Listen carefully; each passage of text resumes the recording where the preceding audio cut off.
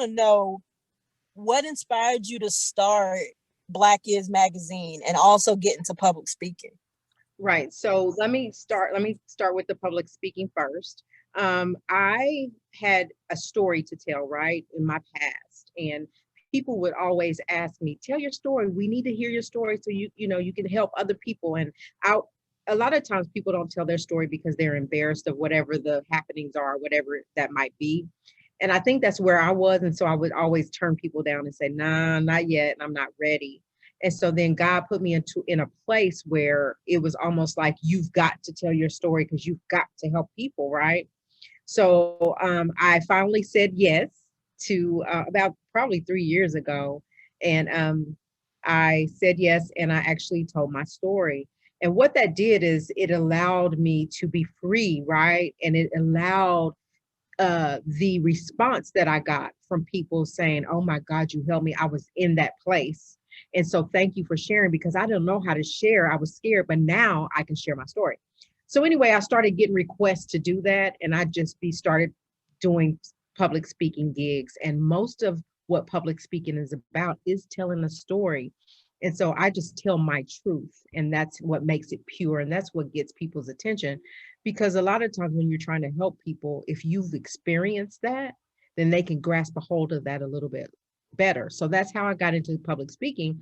And then it just turned into this big deal. And so every year I do Rise Queen, and I am one of the speakers of a couple that come on to Rise Queen with over 100 women in the room before COVID. So we missed the last one because of COVID, but that's how it started. As far as the magazine, so when the George Floyd happenings occurred, right, all of us were just tired of our young Black men being murdered at the hands of white police officers for just no reason. You don't have to take somebody's life unnecessarily. And so what I got to thinking is like, how can I do my part? I can't save the world, but if I do my individual part, in keeping that in the forefront, systemic racism, social issues that we have, and adversaries that we go through, right? If I can do my part, as well as embrace inclusion and diversity, to say that we can work and exist in the same place together, and it just be, it's that we're at peace. We don't have to fight against one another. So I said, so what can I do? I don't know. God just gave me a vision and said, create a magazine. Now, we magazines were really popular way back in the day. And then not only that, you have a plethora of magazines, right? There's competition there. But for me, I said, okay, I'm going to do this magazine because that's what God put on my heart. But how can I make it unique? So it's a family friendly magazine. And I wanted to talk about social issues, right? I wanted to talk about family situations. I wanted to bring individuals on, just normal people that said, maybe I was on drugs and look at my success now. You can turn around. You don't have to be this way. Or I was in a deep depression, those kind of stories, right? So we have those kind of stories along with fashion, entertainment, celebrities, all of that stuff comes with it. But our most important thing is that we want to make sure that we're embracing inclusion and diversity, and that we are keeping the social issues in the forefront. Long answer. I'm sorry. No, that's fine. No, I love long answers. That tells me more about you and where your passion lies. So I'm sorry, my phone, I don't know what's going on. I apologize. So my question for you is, when you're looking at maybe one or two things that impacted you, with even feeling like you have the voice to speak out, was there anyone that you actually looked at or looked up to that kind of you may pull things from when you're speaking, or trying to like build, I can't say build that confidence because it seems like it's already there, but when you're trying to speak, is there anybody that you particularly may have pulled from? Yeah, so Lisa Nichols is one, amazing, amazing. And so I would just always watch her and her confidence and listen to her story and what she went through, right? Single mother, going through those changes that she went through, as well as I was a single mother and with 2 kids. And so that was kind of how I related to her and what she was saying. And then also, of course, Oprah Winfrey and what I looked at Oprah Winfrey, not her specific television show, right? But when she would go and she would do speeches, when she would speak to college students and she would encourage them and empower them, right? And then Denzel Washington, not so much his acting or whatever, but when he would speak in front of a group of people and how he would impact me just through the screen, right? And the things that he was saying were so true. And so it's those people that I look up to that I'm saying, okay, I'm not them and we don't want to be somebody else, but how can they help me to develop into being who I am? And so those are few people that I looked up to and pulled from. Awesome. Awesome. You named some amazing people, people that listening to people speak and people being engaging and pulling you in. Those are some of the top people I would pick. I'm very much a fan of Lisa Nichols. I saw her on, I think it's The Secret, one of my favorite films. So definitely a winner. So I gotta ask you, how does your family support you with what you're doing in the public speaking realm and with the magazine? How does that work for you, the balance? Right. So I just got married. February 14th was a year ago, right? And so I was doing this prior to that. We had been together for a while, for years, but we actually got married. And it was he was like, gosh, you're so busy, don't hurt yourself. He didn't want me to be so overwhelmed and tired, but support through the roof, right? My husband supports me. My children support me in all that I do. They're young, but I try to do things that impact their lives positively. So if they're seeing that I'm doing things for the positive and impacting people's life for the greater good, then maybe they'll carry that on in their lives. And then my mother is so amazing. Everything that I do for the good, she's there. Every conference, every speaking gig, big or small, she is there in the front row shouting me on. So if it's just me and my mother there, then I know that I'm good, right? So my family, my siblings, they support me. All of my family support me to the core because it's for the greater good. Anything that's for good, they support me. So the support from family is amazing. So let me ask you, as far as the pandemic, yes, when the pandemic hit, as far as public speaking, how did that affect the business for you? How were you able to, still do the public speaking, still do the outreach to help people? How were you able to still do that? Right. So unfortunately, that did happen, and it kind of impacted me in the fact that Rise Queen that I do annually had to be canceled. We had it scheduled, ready to go, and we had to cancel it. So that kind of hurt a little bit, but we just pushed through because it's looking like it's turning into a virtual world, right? So what I've done is I just create shows virtually. And I have women of great stature to come on and speak with me. Or I would just do videos on my own and send them out, to keep empowering people, to let them know that we can break through anything. We're strong people and we can survive. I always listen to God and I pray and I put him first in everything that I do. And so anything that he sends for me to do, that's what I want to do. So what I did is sometimes we have to create our own opportunities. So I would just create shows and say, this is the topic. These are the people I'm inviting and let's do it and get it out to the world. And so it didn't stop what I was doing because I could do it virtually, but it stopped what I could do in person. And in person for me is more impactful, but I've been getting great responses virtually. But things are looking up. We look forward to getting back into the big rooms with, our people to be able to perform again. Well, let me ask you this. In terms of social media, I've seen you, you do your Instagram, you're very active on Instagram. I met you in Clubhouse, actually. How has social media impacted the business side for you? Yeah. So Instagram wasn't something that I was really active on a lot prior. But because of Clubhouse, is, you know, and getting to those great rooms around those great people, giving you, dropping great gems, right? And good information. It's like, you need to be more active. You need to be more active. So that's what I've been doing. Been trying to go live on Instagram. Got to get used to that.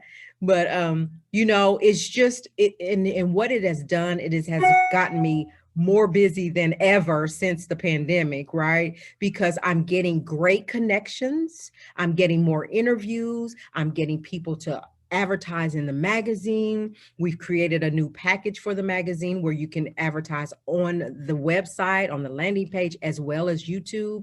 So it has really, in social media, you have to, I think for any business, this is just my opinion, that you have to have a social media presence. Sometime, if you're not doing anything but posting once a day, but you have to be consistent at that. Consistency is the key.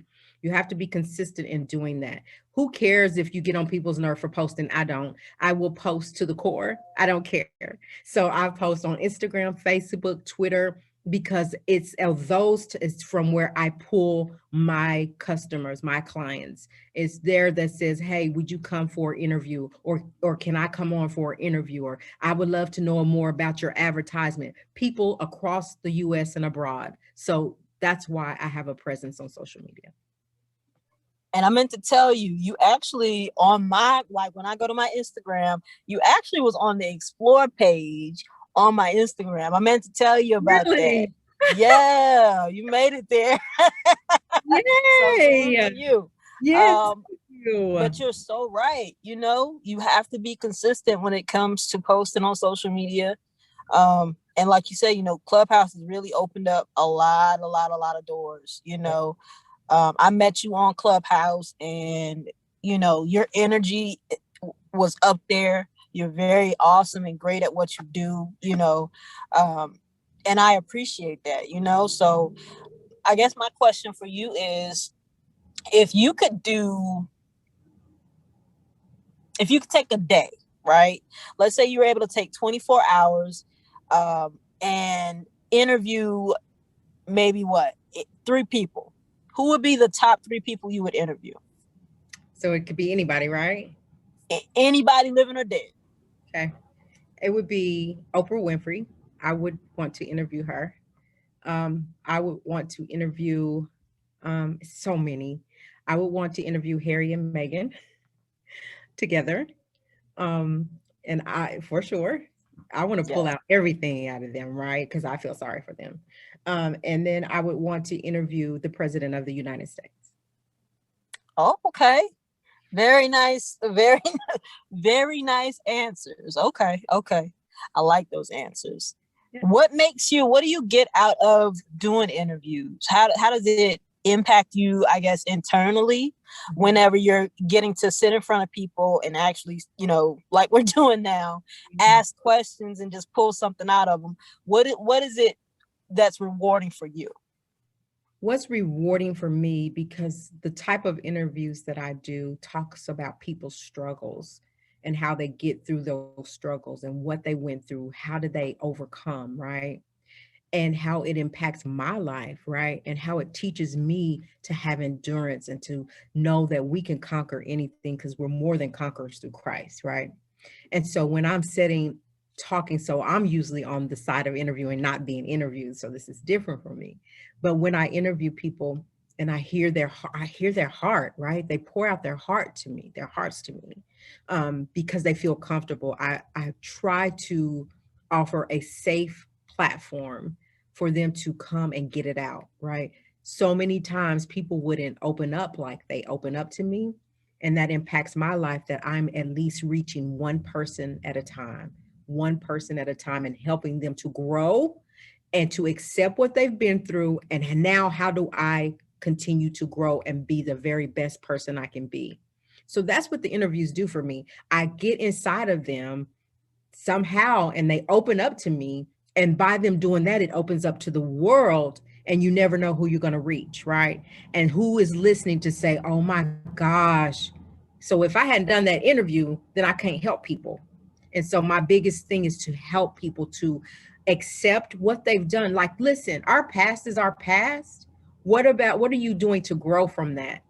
And so that's what I get out of it. I love that. Yes. So that's I think one of the best things about being able to interview people is having them feel like, okay, I can kind of let my guard down and express myself, and being able to, like you said, reach one person at a time. Like, that's special. That ignites something within you, because you're like, dang, this person's really like talking to me about everything. So, and I love that feeling too. I could definitely relate. Yeah, So and I you want to ask you, okay, I'm sorry. go ahead. No, no, no. What were you going to say? I'm sorry. Because there's a level of respect that you have for someone that comes and get pours their heart out to you.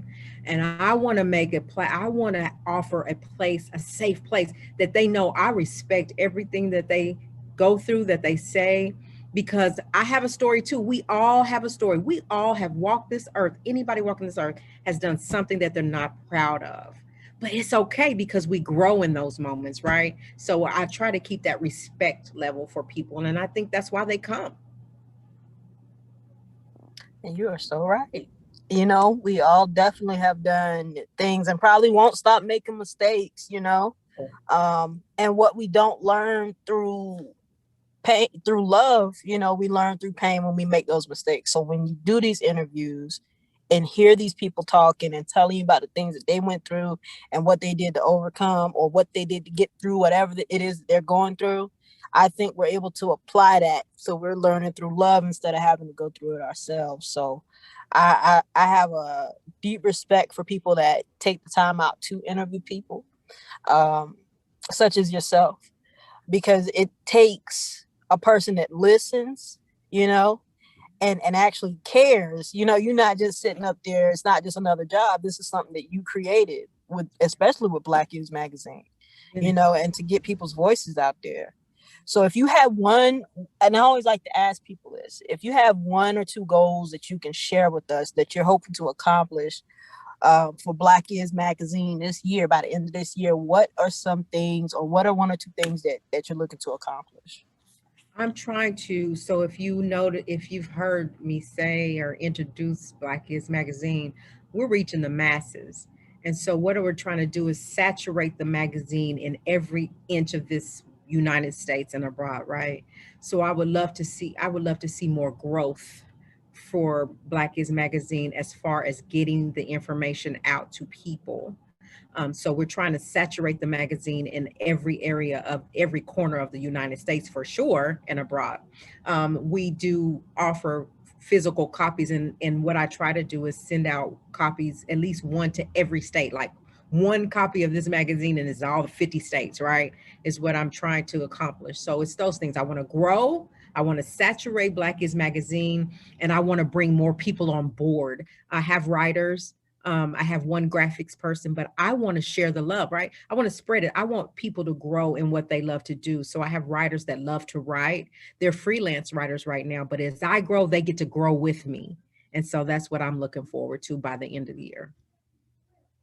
I love that. So, and this is why I asked that, because I feel like it's important that you put what it is that you're trying to do out there in the universe, because you never know who's listening and who can help you. That's right. You never know who God's gonna put in your path So through true. listening to what it is that you share, you're trying to do. I hear a lot of people saying that they don't like to share, what they got going on. They like to move inside. I don't believe in that. I believe in, for the most part, if I have something I'm trying to accomplish, I'm gonna say, look, this is what I'm getting ready to do. And you never know who's gonna be coming to your rescue. Not Right. not that you need rescuing, but But who'll you're be there to kind of help you. That's so true. Like we all can bring something to the table, right? And you're right. You never know who's listening. Like I got people in my DM. I'm like, they reaching out to me, and that's because I think it's how you carry yourself, it's how you have respect for other people, is how consistent and how in love I am with my business, because that's my baby, but I think everybody needs somebody. And if I'm on a mission to get something accomplished, I'm going to definitely access my resources and say, hey, I need your help. My pride is not big enough to say I need help, because I need help, sometimes, and I'm willing to always learn, but I'm not willing to keep knowledge to myself. I want to share knowledge to other people. If there's somebody else with a magazine and I can help them learn from whatever I've learned from, I definitely want to give that to them, right? So I want to share knowledge, but I'm always want to stay learning too. I love that. So we definitely have a lot to talk about, because any way that I can try to help you out, definitely, try to reach out to you and help you out too. So You don't too. even worry about that. Now, I do have to ask you one more question, and I'm not because I don't want to hold you up and take away too much of your weekend time. But can you tell everybody about I can't even talk. Can you tell everybody a little bit about where they can find you, and then who you're looking to work with when it comes to having people come in through the magazine? Who are some people that you're trying to connect with? Okay, sure. So you can reach me on all social media platforms, Black is Magazine. So for YouTube, it's Black is dot magazine. For Instagram, Black is everything Black is Magazine. You can find me, but you actually have to type in Black is Magazine because it's a lot of Black is out there, right? So you have to tap in Black is Magazine. Facebook at Black is. So you can reach me on all those platforms. My website is www.blackismagazine.com. My email is blackisnation1ptnl at gmail.com. So you can reach me on all social media platforms. And then the second part of your question was who am I looking to work with? So while I am accessing some celebrities, right? I'm trying to lock one in right now. We've been communicating, but just people that have a honest story of struggle and how they made it through. Those are the kind of interviews that we're looking for. People in the magazine that we're focusing on are small businesses. If you're trying to grow your business, if you've grown your business, whatever that looks like. And then we're also trying to ramp up our advertising slots. So we have 3 different packages for advertising for the magazine, right? So you can have just the magazine advertisement. You can get a package where you have the magazine, the website, and YouTube in advertising. And then there's a package where we can create some advertising things, right? So maybe I want this, but I don't want that, right? So there's 3 different types, and it's very reasonable because my mission is not to break the bank. My mission is to help get your business out there across the US and abroad. And so I do have those packages available, and you can contact me directly via email to talk about, what that looks like. So that's what we got going on. Awesome. Well, I want to tell you, I'm so appreciative you taking time out. I know, we were trying to get this all locked in before, but I'm very appreciative of you just taking time out today, time out of your weekend to come on my show. And I can't explain. I'm just very grateful. I met you. You're very down to earth. You know, you've had a couple of my people, kind of connect with you and everything. And I'm so grateful for that. And if there's anything I can do to support you, let me know. And before we go today, if you want, you can share anything you want. You have the stage. I want you to go ahead if you want to leave some last words here with our viewers or our listeners. I appreciate that. Well, first of all, I want to thank you for having me and taking time out of your weekend to have me on your show. I'm humbled by that. And the feeling is mutual. Anything that I can help you with, any resources that I have that I can connect you with, call me. I'm a call away. And then just to leave with people is that anything that you want to do, don't give up. Things are not always easy. God didn't say this life is going to be perfect. There were going to be trials and tribulations, but on the other side of that, on the other side, if you keep pushing through it, it'll be all worth it. So what I say is to keep pushing, even in those times that you feel like you're failing or things are not going right. Let that be a learning mechanism from you. What did you do? What was good and what didn't work so well? Learn from it and keep pushing. Pick yourself up, dust yourself off, and keep going. Never quit. Never give up. If you're thinking about creating a business and you're scared, I say go all in. Go all in, because where you make your mistakes is where you grow. It's your biggest growth. So thank you again for having me. I appreciate you so much. And I hope you have a blessed day.